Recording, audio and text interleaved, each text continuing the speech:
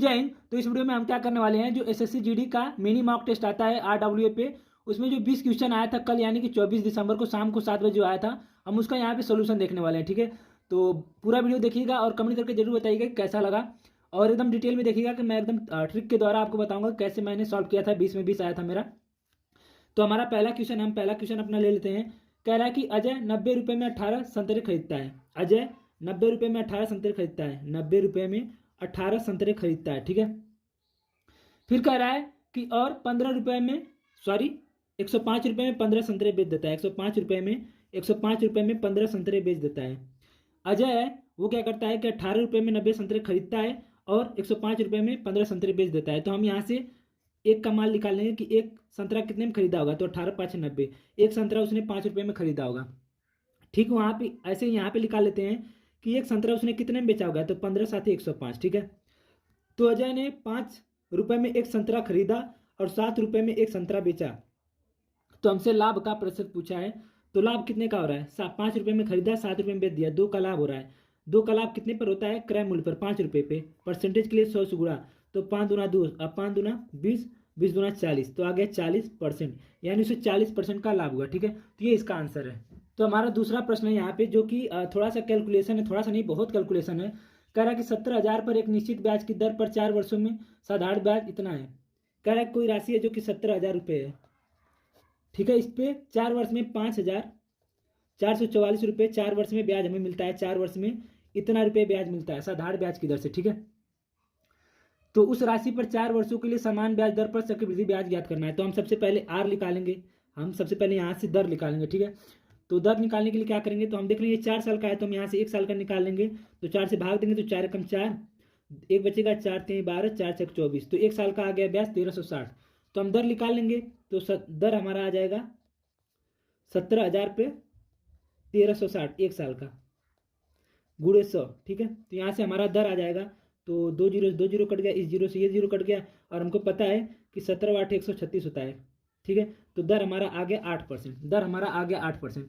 अब कहा है कि उसी राशि पर यानी 17,000 पर, उसी राशि पर यानी 17,000 पर समान ब्याज दर पर, यानी ब्याज दर हमारा 8 ही रहेगा, समान समय के लिए यानी 4 साल के लिए चक्रवृद्धि ब्याज की गणना करना है। तो देखो कैलकुलेशन बहुत हो गया, क्योंकि 4 साल के लिए है। तो हमको पता है कि साधारण ब्याज का जो सूत्र होता है, सॉरी चक्रवृद्धि ब्याज का सूत्र जो होता है, कंपाउंड इंटरेस्ट का सूत्र होता है, पी गुणे कोष्ट में 1 प्लस आर बटे 100 पावर टी माइनस पी। ठीक है, तो पी 17,000 हो गया, गुणे आर की जगह हम 8 रखेंगे, तो 8 1 प्लस 8 बटे 100 पावर 4 माइनस 17,000। ठीक है, जब इसको सॉल्व करेंगे तो ये आएगा 17,000 गुणे 4 दूना 8, 4 दूना 25, यानी 27 बटे 25। अब इसका 4 गुणा गुणा करेंगे, 27 बटे 25, 27 बटे 25 गुणे 27 बटे 25, 27 बटे 25। ठीक है, माइनस 17,000। तो बस इसी को सॉल्व करेंगे तो हमारा आंसर आ जाएगा। देखो बहुत ज़्यादा कैलकुलेशन है। इसको सॉल्व करने के बाद जो हमारा आंसर आया था वो पहला वाला आया था 628.31। बहुत ज़्यादा टाइम लग गया था। अगर कोई इसका शॉर्ट ट्रिक आपको पता है या कोई आइडिया है तो आप कमेंट करके जरूर बताइएगा, लेकिन मैंने इसको ऐसे ही लगाया था। ठीक है, आगे हमारा प्रश्न है प्रश्न नंबर 3। तो देखो इसमें बहुत से लोग परेशान हो गए होंगे, लेकिन इसमें क्या है कि डेटा अपर्याप्त है। डेटा अपर्याप्त है, इसका सही आंसर होगा डेटा अपर्याप्त है। अपर्याप्त है, क्योंकि जब इसको मैंने सॉल्व किया तो आंसर ही नहीं आ रहा था, लेकिन डेटा अपर्याप्त है, क्योंकि इसमें शिवानी की आयु निकल ही नहीं पाएगी। डेटा अपर्याप्त था, तो इसको बहुत ज़्यादा मतलब नहीं है लगाने का। ठीक है, तो हम लोग आगे बढ़ते हैं, क्योंकि ये इसमें पूरा डेटा ही नहीं दे रखा है, तो क्वेश्चन लगेगा कहाँ से। अगर आप कहेंगे तो इसको मैं बता दूंगा, लेकिन कोई मतलब नहीं है। अगला हमारा प्रश्न है यहाँ पे प्रश्न नंबर 4। यहाँ पे है, कह रहा है कि 7 मीटर की गहराई और 20 मीटर त्रिज्या वाले एक खाली बेलनाकार टैंक में अधिकतम कितनी पानी आ सकता है। कह रहा है कि एक बेलनाकार टैंक है, एक बेलनाकार टैंक है, तो हमको पता है कि बेलन ऐसा होता है, बेलनाकार टैंक है। कह रहा है कि 7 मीटर गहराई, यानी इसकी गहराई 7 मीटर, यानी कि इसकी ऊंचाई दे रखी है 7 मीटर, एच का मान दे रखा है 7 मीटर, और त्रिज्या का मान दे रखा है, आर का मान दे रखा है 20, आर का मान दे रखा है 20। तो हमसे पूछा है कि इसमें कितना पानी आ सकता है, इसमें कितना पानी आ सकता है। पानी आने का मतलब कि इसमें कितना पानी समा सकता है, इसमें कितना पानी, मतलब इसका आयतन पूछा है। तो इसके आयतन का सूत्र होता है पाई आर स्क्वायर इंटू एच। तो पाई की जगह 22/7 गुणे आर स्क्वायर यानी 20 गुणे 20, 20 गुणे 20, एच की जगह हम 7 रख देंगे, गहराई का मान रख देंगे 7। तो 7 से 7 कट गया, इसका गुणा करेंगे तो 22 दूना 44, 44 दूना 88 और डबल जीरो लग जाएगा। तो ये इसका आंसर हो गया 8800। ठीक है, तो ये इसका आंसर है, इसको ऐसे सॉल्व करना था। आगे हमारा प्रश्न दे रखा है, यहाँ पे बताता हूँ। प्रश्न नंबर 5 है, कह रहा है कि 1 2 3 4 5 6 7 8 9 ये नंबर हमें दे रखा है। कह रहा है कि ये 9 से विभाज्य है, ये 9 से विभाज्य है, ये 9 से पूरा पूरा कट रहा है, ये 9 से विभाज्य है, तो शेषफल बताना है। कह रहा है कि ये जो नंबर यहाँ पे दे रखा है ये 9 से विभाज्य है, ये 9 से विभाज्य है। 9 से विभाजित करने के बाद हमें शेषफल बताना है। ठीक है, सॉरी, 9 से विभाजित करने के बाद हमें शेषफल बताना है। तो आपको पता है कि जो 9 के विभाज्यता का नियम होता है, तो जो नंबर दिया होगा उनके अंकों का योग 9 से कट जाएगा, उनके अंकों का योग को जोड़ के 9 से भाग देंगे तो वही हमारा आंसर आ जाएगा। तो अगर हम एक में इसको जोड़ेंगे, इन सब को जोड़ेंगे और जोड़ने के बाद हम 9 से भाग देंगे तो जो हमारा शेषफल आएगा वही इसका आंसर होगा। ठीक है, तो इसको जोड़ सकते हैं आप। इसको जोड़ने का एक और तरीका होता है, हम देख रहे हैं नंबर एक, चलो जोड़ के देख लेते हैं। 9 8 17, इन सबको जोड़ने के बाद 45 आएगा। अगर आप इन सबको जोड़ेंगे 1 2 3 4 5 6 7 8 9 को आपस में, तो 45 आएगा। और अगर हम इसे 9 से भाग देंगे तो 9 5 45, पूरा पूरा कट जा रहा है। मतलब जो हमारा शेष आएगा वो जीरो आएगा, मतलब जो हमारा शेष आएगा वो जीरो आएगा, मतलब जो शेष आएगा वो हमारा जीरो आएगा। देखो इसको मैंने कैसे जोड़ा था। एक प्राकृतिक संख्याओं को जोड़ने का एक सूत्र होता है n +1/2। तो हम देख रहे हैं 1 से लेकर 9 तक ये हमारा प्राकृतिक संख्याएं हैं।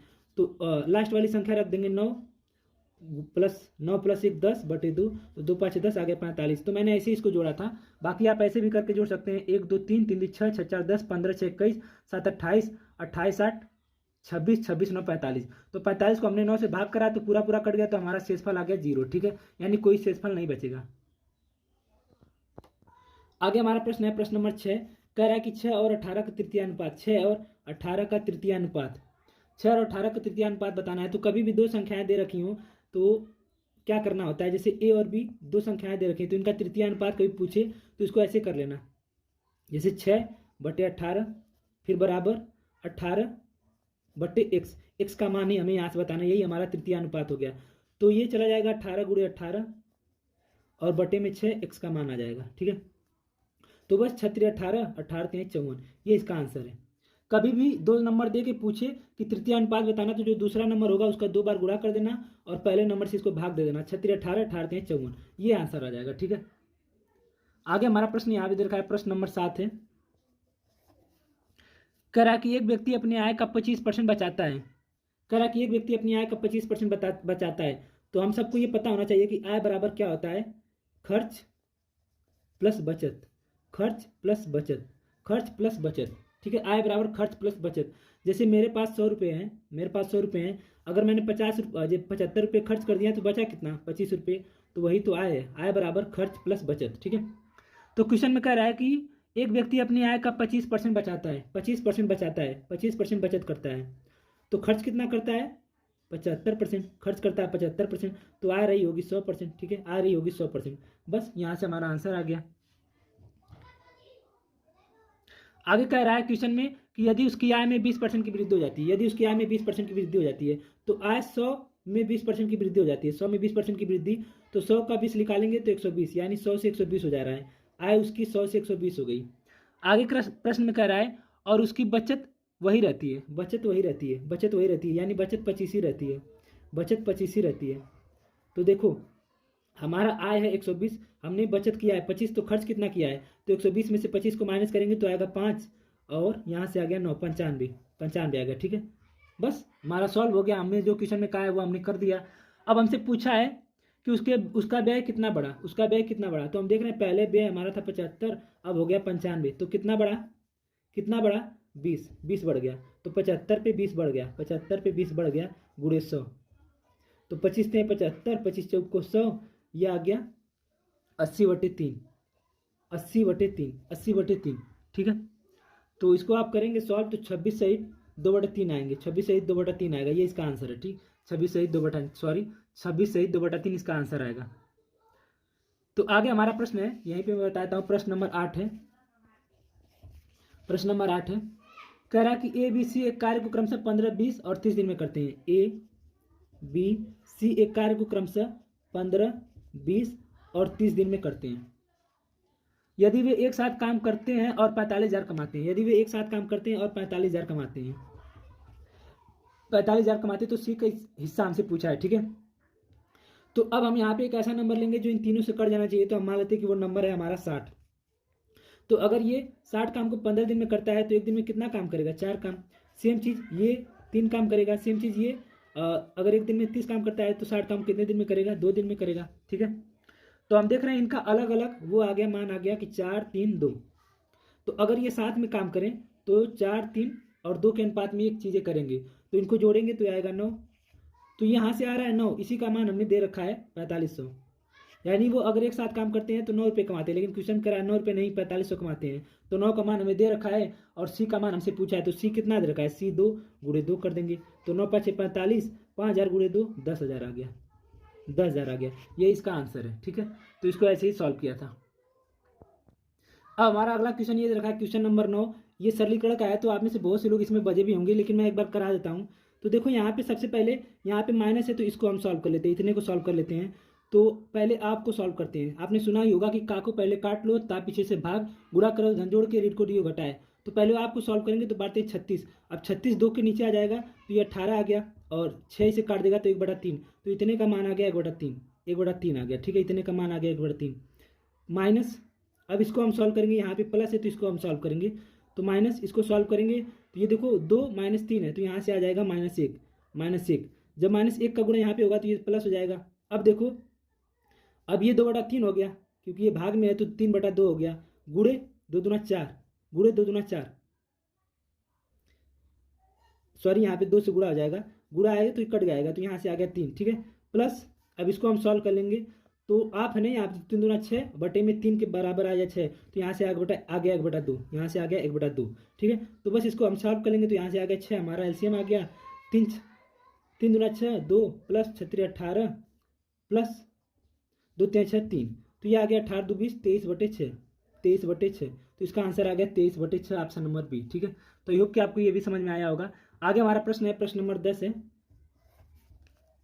प्रश्न नंबर 10 कह रहा है कि एक रेलगाड़ी एक स्थिर खंभे को पूरी तरह से 18 सेकंड में और एक पुल को 44 सेकंड में पूरी तरह से पार कर पाती है, यदि पुल की लंबाई 650 है।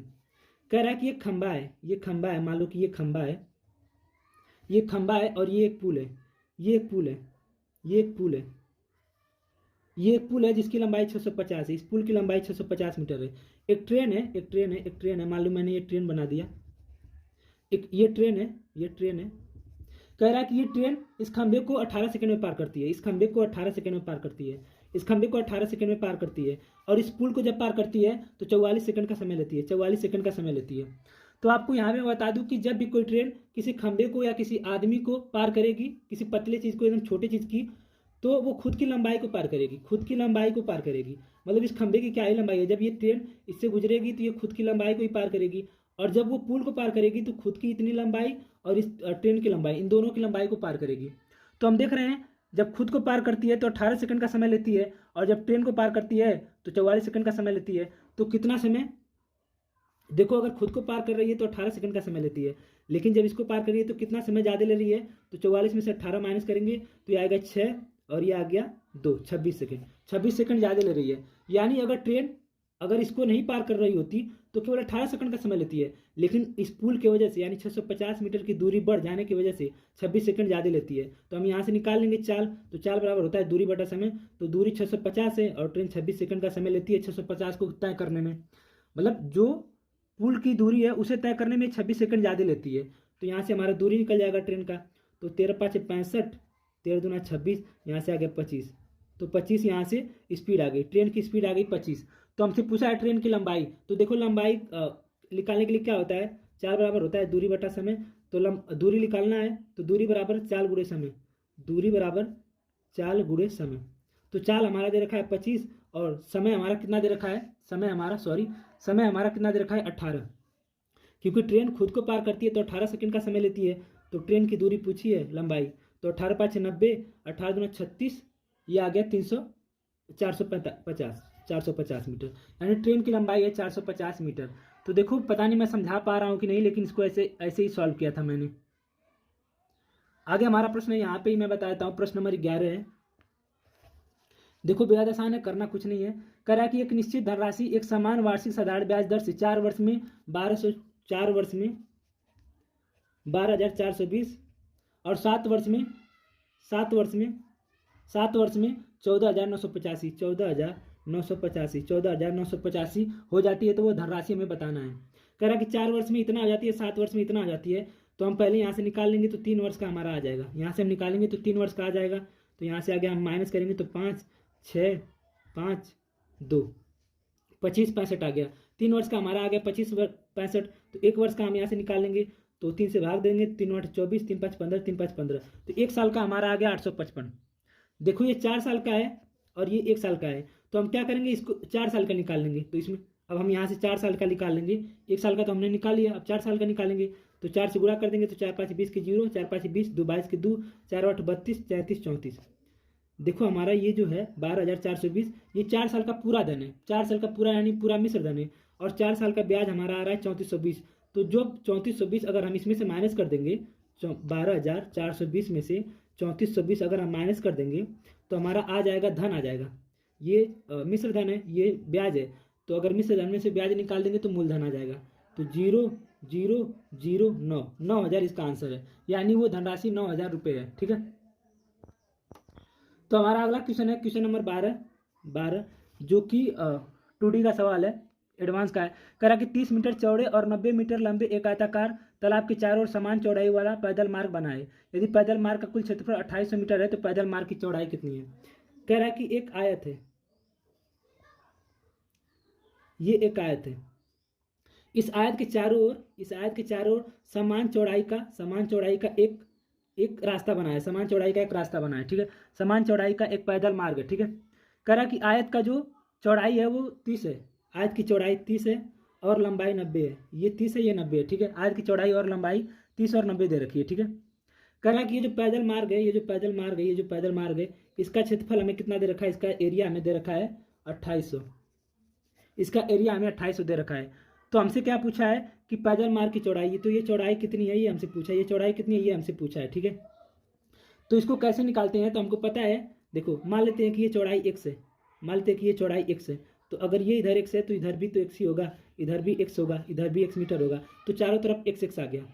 तो अगर हमें चौड़ाई की लंबाई ज्ञात करनी होगी तो कितना हो जाएगा, 90 तो ये है, x ये वाला, तो 90 + 2x, इसकी चौड़ाई आ गई है। अगर इसे हमें इसकी लंबाई आ गई है, ये पूरे की लंबाई आ गई इतनी। अगर हमें पूरे की चौड़ाई ज्ञात करनी है तो 30 तो इतना है ही है, और ये वाला x तो आ गया 30 + 2x। ठीक है, तो ये आ गया हमारा। और हमको पता है कि अगर हमें जो सड़क का क्षेत्रफल दे रखा है, सड़क का क्षेत्रफल कैसे निकाला जाता है, पूरे का क्षेत्रफल माइनस ये वाले आयत का क्षेत्रफल। तो पूरे का क्षेत्रफल कितना होगा, 90 + 2x, लंबाई गुणे चौड़ाई होता है ना, 30 + 2x माइनस ये पूरे वाले क्षेत्रफल 2700, 90 × 30 यानी 2700 बराबर आ गया 2800। ठीक है, तो बस इसे ही हमें सॉल्व करना है। सॉल्व करने के बाद जो आएगा वही हमारा आंसर हो जाएगा। ठीक है, तो कर लेते हैं सॉल्व। तो इसका गुणा करेंगे तो 9 × 3 = 2700।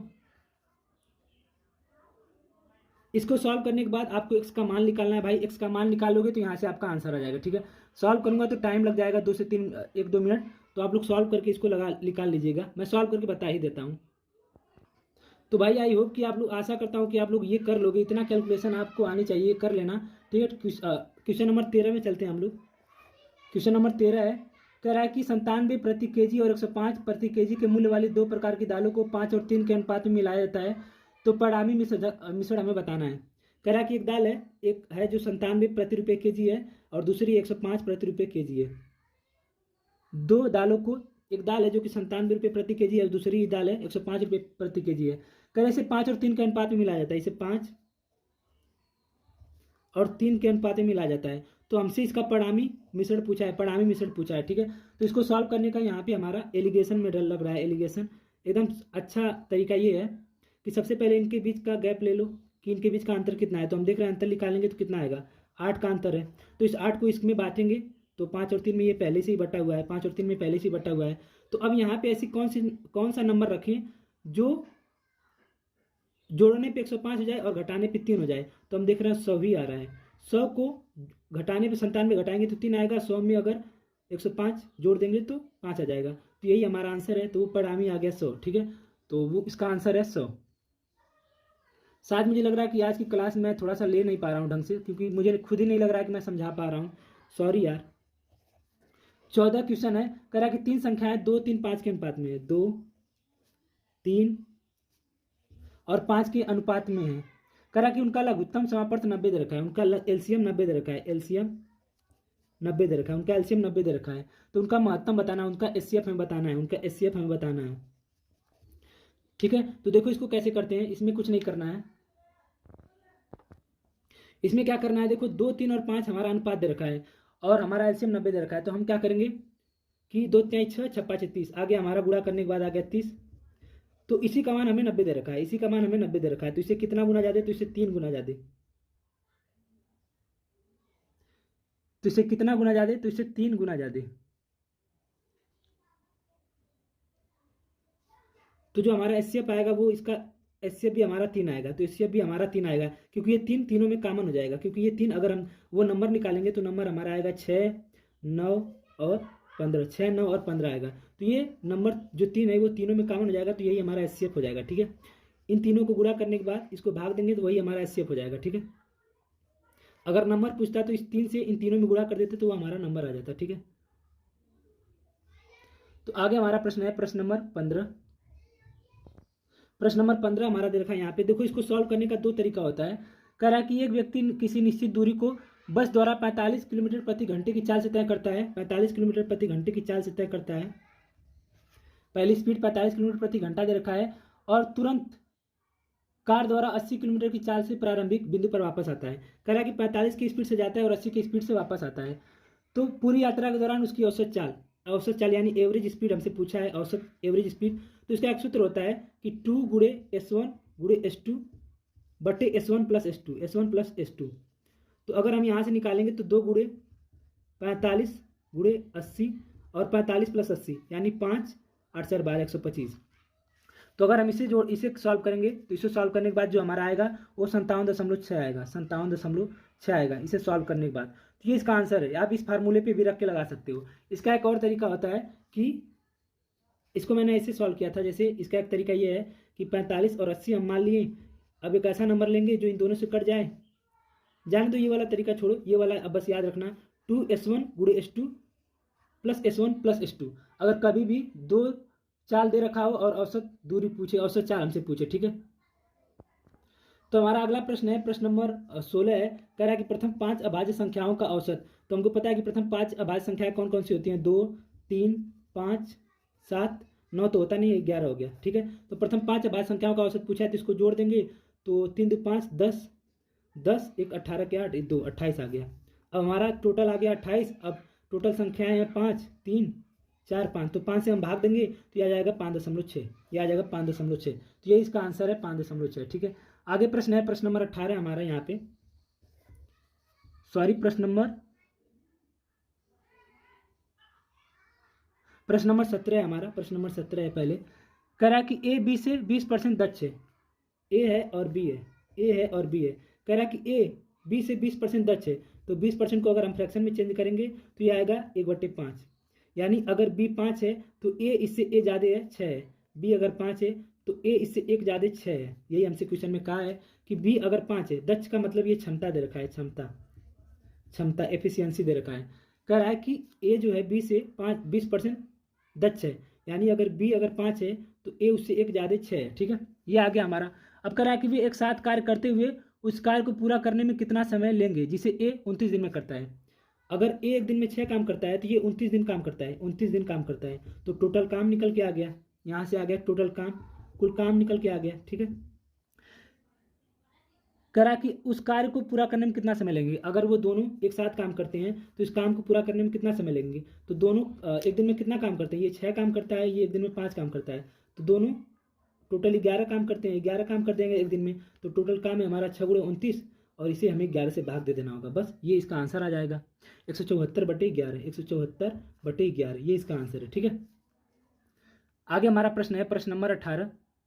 कह रहा है कि 10 प्राकृतिक संख्याओं का औसत 32 है। प्रश्न नंबर 18 है यहाँ पे बताता हूँ। कह रहा है कि 10 प्राकृतिक संख्याओं का औसत 32 है, तो हम टोटल निकाल लेंगे तो आ जाएगा 320। ठीक है। कह रहा है कि यदि पहली 6 संख्याओं का औसत 30 है, पहली 6 संख्याओं का औसत 30 है, तो यहाँ से टोटल आ जाएगा हमारा 36 18 180। कह रहा है कि और अंतिम 6 संख्याओं का औसत 33 है, अंतिम 6 संख्याओं का औसत 33 है, तो अंतिम का हम निकालेंगे तो 36 18 के 8, 36 18 1 19, तो टोटल हम जोड़ लेंगे तो यह आ जाएगा 8, यह आ जाएगा 9, 8 7 7, यह आ जाएगा 378, यह आ गया 378। तो हमसे पाँचवीं और छठी संख्याओं का औसत पूछा है, तो हम देख रहे हैं 10 संख्याओं का औसत 320 है और 12 संख्याओं का औसत यहाँ पे आ जा रहा है 378। तो हम 378 में से 320 को माइनस करेंगे, 378 में से 320 को अगर हम माइनस करेंगे तो पाँचवीं और छठवीं का योग आ जाएगा, तो यहाँ से आ गया 8, यहाँ से आ गया 5, 58। तो छठवीं और पाँचवीं और छठवीं का औसत पूछा है, तो ये पाँचवीं और छठवीं का योग आ गया, औसत पूछा है तो 2 से हम भाग दे देंगे, तो 2 चौको 8, दोनों 8, सॉरी 2 दूना 4, दोनों 18, आ गया हमारा 29। ठीक है, तो इसका ये आंसर है। प्रश्न नंबर 19 हमारा दे रखा है, यहाँ पे 19 मैं बताता हूँ। यहीं पे प्रश्न नंबर 19 दे रखा है, कह रहा है कि एक गांव की जनसंख्या 5 प्रति वर्ष की दर से निरंतर वृद्धि हो रही है। यदि इस गांव की वर्तमान जनसंख्या 18,522 है, तो 3 वर्ष पूर्व गांव की जनसंख्या पूछा है। कह रहा है कि प्रतिवर्ष 5 की दर से वृद्धि हो रही है, 5 की दर से वृद्धि हो रही है, तो हम 5 को फ्रैक्शन में चेंज करेंगे तो 5/20, 5/100, तो आ गया 1/20, ये आ गया 1/20, ये 1/20 आ गया, यानी 20 पे 1 की वृद्धि हो रही है, 20 पे 1 की वृद्धि हो रही है, यानी पहले साल जो जनसंख्या है वो 20 से 21 हो जा रही है, और ये प्रक्रिया 3 वर्ष हो रही है। फिर दूसरे साल भी 20 से 21 हो जा रही है, तीसरे साल भी 20 से 21 हो जा रही है। तो ठीक है, अब इसका हम गुणा कर लेंगे तो ये आ जाएगा 8000 और ये आ जाएगा 9261, 9261। इसीलिए क्यूब याद करना बहुत जरूरी है, कम से कम 30 तक। तो कह रहा है कि 3 वर्ष बाद जो जनसंख्या है वो 18,500 है, वो 18,522 है, 18,522 है। इसका मान 18,522 दे रखा है, जो इससे कितना गुना ज़्यादा है, तो इससे 2 गुना ज़्यादा है। तो हमसे 3 वर्ष पूर्व गांव की जनसंख्या पूछा है, तो 3 वर्ष पूर्व गांव की जनसंख्या 8000 है, जो कि 8000 नहीं होगी, ये 20 से 2 गुना ज़्यादा 16,000 होगी, 16,000 होगी, यही इसका आंसर है। ठीक है, तो हमारा लास्ट प्रश्न है, प्रश्न नंबर 20 यहाँ पे दे रखा है। कह रहा है कि एक दुकानदार एक वस्तु को 1 kg के स्थान पर 930 ग्राम का गलत तौल करता है और उसे उसके क्रय मूल्य पर बेच देता है। 15 kg वस्तु बेचने पर उसका लाभ प्रतिशत। कह रहा है कि एक दुकानदार है, ये दुकानदार है और ये ग्राहक है। कह रहा है कि दुकानदार 1000 की जगह 930 ग्राम वजन का इस्तेमाल करता है। कह रहा है कि दुकानदार जो है ग्राहक को कहता है कि मैंने तुमको 1000 किलोग्राम दिया। दुकानदार ग्राहक को कहता है कि मैंने तुम्हें 1000 किलोग्राम दिया, लेकिन वास्तव में उसने केवल उसे कितना दिया, 930 ही दिया, लेकिन उसे केवल 930 दिया, मतलब 70 कम दे रहा है। जैसे उसे बता रहा है कि 1000 मैंने दिया, लेकिन वास्तव में वो कितना दे रहा है, 930, तो इतना अपने पास रख रहा है, 70 ग्राम बचत कर रहा है। तो हमसे पूछा कि 15 kg वस्तु बेचने पर उसका लाभ प्रतिशत, तो 15 को भूल ही जाइए, 15 यहाँ पे उसका कोई मतलब नहीं है। तो बस हमें यहाँ से लाभ बताना है कि दुकानदार कितने का लाभ ले रहा है, तो हम देख रहे हैं 70 का लाभ ले रहा है, तो 930 पे 70 का लाभ ले रहा है, परसेंटेज के लिए 100 से गुणा, तो 0 से 0 कट गया, ये आ गया 700/93, 700/93। तो इसको सॉल्व करेंगे तो हमारा आंसर आ जाएगा। ठीक है, तो इसका सही आंसर आएगा 7 सहित 49/93, ऑप्शन नंबर सी, 7 सहित 49/93%। तो ये इसका आंसर है। ठीक है, तो भाई आज मुझे माफ़ कर देना, मुझे खुद लगा कि मैं अच्छे से वीडियो बना नहीं पाया, समझा नहीं पाया। तो एक चीज़ और यहाँ पे आपको बताना है कि टेक्स्ट बुक का भी ऑफर चल रहा है। तो अगर आपने टेक्स्ट बुक नहीं लिया है और टेक्स्ट बुक लेके मॉक टेस्ट लगाना चाहते हैं किसी भी एग्जाम का, तो आप जब भी टेक्स्ट बुक लेना तो ये वाला कोड आप यूज कर सकते हो, TRGT। जब ये कोड आप यूज करोगे तो आपको कुछ डिस्काउंट मिल जाएगा, तो आपको कुछ छूट मिलेगी जिससे आपकी बहुत फायदा होगी। ठीक है, तो जब भी आप टेक्स्ट बुक लेना चाहते हो तो आप ले सकते हो TRGT ये वाला कोड इस्तेमाल करके। ठीक है, तो सभी को जय हिंद।